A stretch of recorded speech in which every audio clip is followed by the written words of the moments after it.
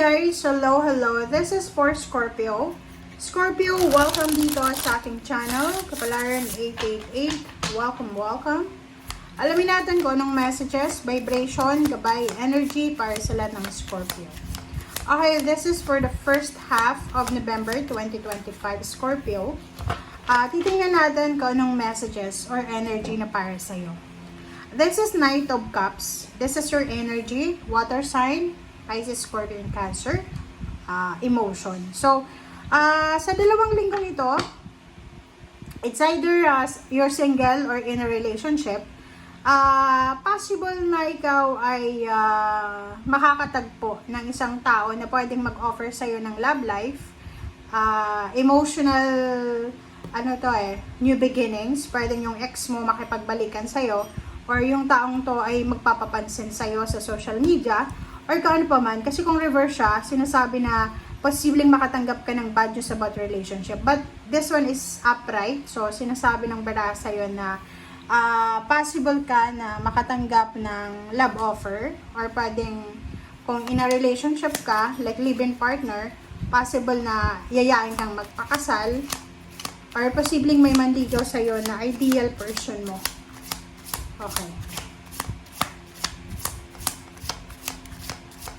Okay, Scorpio.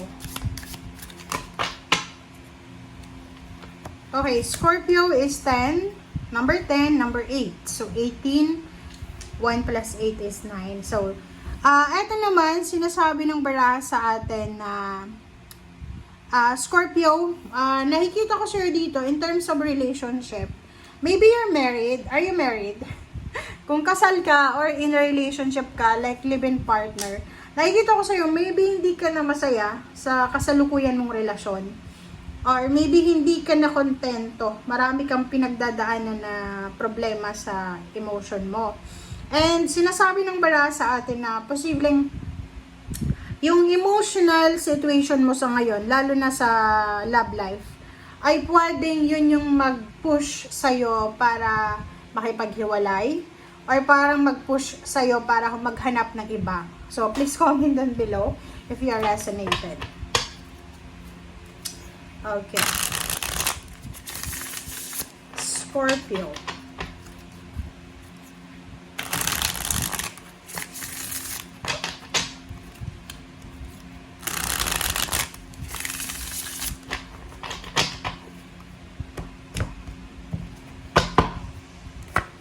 Alright, so King of Cups. This is your energy. Air sign, 7 of Swords. OMG, talagang may betrayal dito. 7 of Wands, Magic, the Sun, Ace of Pentacles, and sa ilalim mo dito is 4 of Swords. So, nakikita ko sa'yo dito, okay? Nakikita ko sa'yo dito, Scorpio, na siguro yun, are you single or in a relationship? Kasi pag single ka, okay lang na tumanggap ng mga proposal. Pero sa nakikita ko sa'yo dito, it's either nga yung dalawang linggong ito, magkaroon ka ng temptation Diba? Lalo na kung ikaw ay nahihirapan ng makipag-deal sa karelasyon mo, asawa or ka-live-in partner or boyfriend, girlfriend.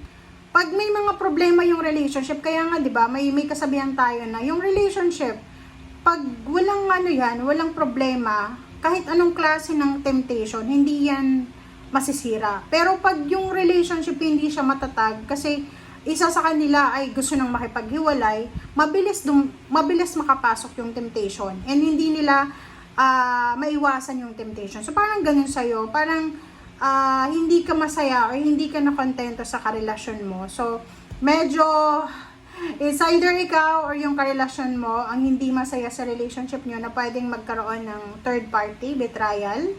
But the 7 of Wands is here. Sinasabi ng barahan na kung gusto mo ng 4 of Swords, kung gusto mo ng katahimikan, kung gusto mo ng buong pamilya, gusto mong hindi masira yung pamilya mo lalo kung may anak ka na, or kasal ka, sinasabi ng barahan na you need to protect your relationship. Trabaho, kung halimbawa na gusto mong proteksyonan yung income, huwag kang absent ng absent. Kasi ito, Joy and Ace of Pentacles, same din siya eh. Like, halimbawa may trabaho ka na ngayon. Parang mayroon ditong Scorpio na love life and money, career, job, yung pwedeng temptation na dumating sa'yo. May trabaho ka na, maganda yung pasok ng pera mo, maganda yung sweldo mo, mataas, maganda yung situation mo sa trabaho, tapos may kaibigan ka na parang tinitempt ka eh. Parang sinasabi sa'yo, uy Scorpio, punta tayo ng ibang bansa, punta tayo ng ibang lugar, maghanap tayo ng trabaho together. Parang ganon. Which is, yung taong yon na nagyayaya sa'yo is miserable siya. Parang naghahanap lang siya ng kadamay. Okay? Ikaw, you're already on the right path sa money and career. Parang the sun, wala kang rason para maging malungkot or hindi makontento sa trabaho mo kasi pwedeng kakasimula mo pa lang sa trabaho or pwedeng maganda yung takbo ng trabaho mo or yung finances mo. Kaya lang meron dito talaga may mga tao na posibleng yayain ka niya para mag-resign, lumipat ng ibang trabaho, mag-awol, or pwedeng wag nang bumalik sa company. Parang ganun. So, mag-iingat ka. It's either love life or pera or trabaho ang pwedeng magkaroon ng temptation sa'yo.